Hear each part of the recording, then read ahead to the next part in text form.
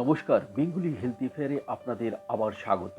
আজকের এপিসোডে আপনারা জানবেন দাঁতে গর্ত, দাঁতে পোকা লাগা বা দাঁতে ক্ষয় হলে কি করা উচিত। অনেকেই দাঁতের ক্ষয় হয়ে গর্তের সৃষ্টি হয়, যাকে মেডিকেল ভাষায় ডেন্টাল ক্যারিস বলে। দাঁতের গর্ত সৃষ্টি হওয়ার কিছুদিন পরই সেই দাঁতে অসহ্য যন্ত্রণার সৃষ্টি হয়। সেই ব্যথা সহ্য করতে না পেরে বেশিরভাগ ক্ষেত্রেই দাঁতের এমন পরিস্থিতি হয় যে সেই দাঁতকে তুলে ফেলতে হয়। কিন্তু কথায় আছে, দাঁত থাকতে দাঁতের মর্ম আমরা বুঝি না। ঠিক তাই এত মূল্যবান দাঁতকে তুলে ফেলতেও দ্বিধা হয় না এবং একে একে প্রায় সব দাঁত চলে যায়। তখন কি যে কষ্ট যার দাঁত নেই সেই জানে। কিন্তু বন্ধুরা, যদি একটু সচেতন হন তাহলে এই পরিস্থিতিকে আপনারা আটকাতে পারবেন, দাঁতকে ভালো রাখতে পারবেন। যদি ব্যাকটেরিয়া সংক্রমণে আপনার দাঁতে কোথাও গর্তের সৃষ্টি হয়েছে এবং সেই গর্ত থেকে হালকা ব্যথা বা শিরশির অনুভব হচ্ছে, তখন বুঝতে হবে ডেন্টাল ক্যারিসের সৃষ্টি হয়েছে। তখন অবহেলা না করে ডেন্টিস্টের সাথে পরামর্শ নিতে হবে।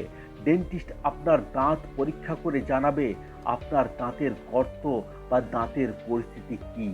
যদি এমন হয় যে আপনার দাঁতের শুধুমাত্র এনামেল নষ্ট হয়েছে, তখন সেই দাঁতের মধ্যে ফিলিং করলেই সেরে যাবে, দাঁত পুনরায় সুস্থ হয়ে যাবে।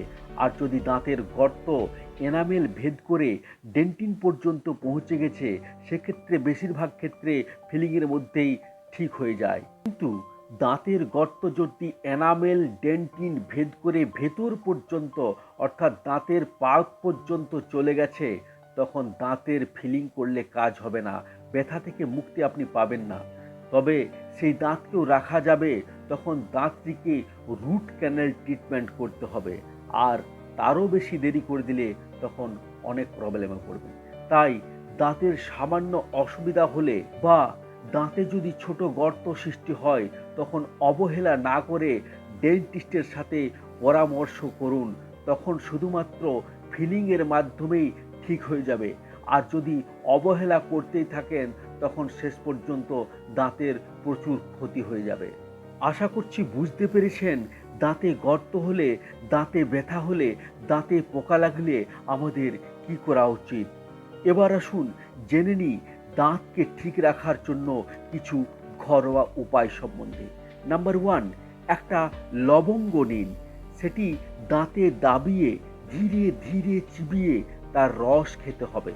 খাবার খাওয়ার পর লবঙ্গ খাওয়ার এই সাধারণ ব্যাপারটা আপনার দাঁতের ব্যাকটেরিয়া সংক্রমণ থেকে বাঁচানোর সাথে সাথে মুখের দুর্গন্ধ এবং দাঁতের ব্যথা থেকেও প্রোটেক্ট করবে। নাম্বার 2, পেয়ারা পাতা।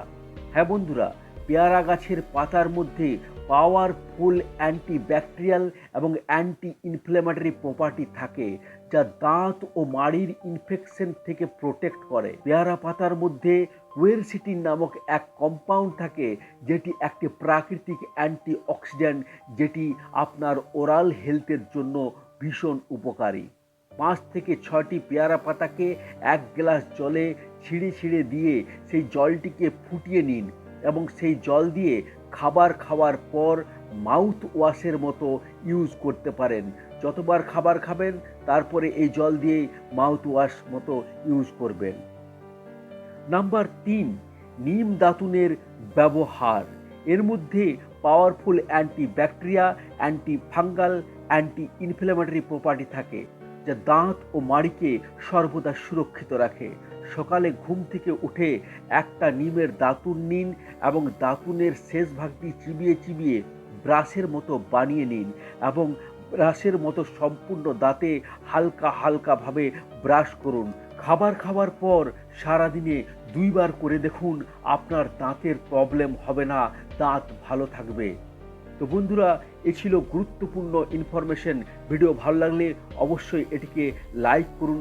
আপনার লাইক আমাকে পরবর্তী ভিডিও বানাতে মোটিভেট করে।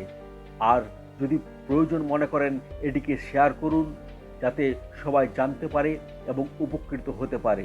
আর এরকম ভিডিও পেতে চ্যানেলকে সাবস্ক্রাইব করে আমাদের সাথে থাকুন।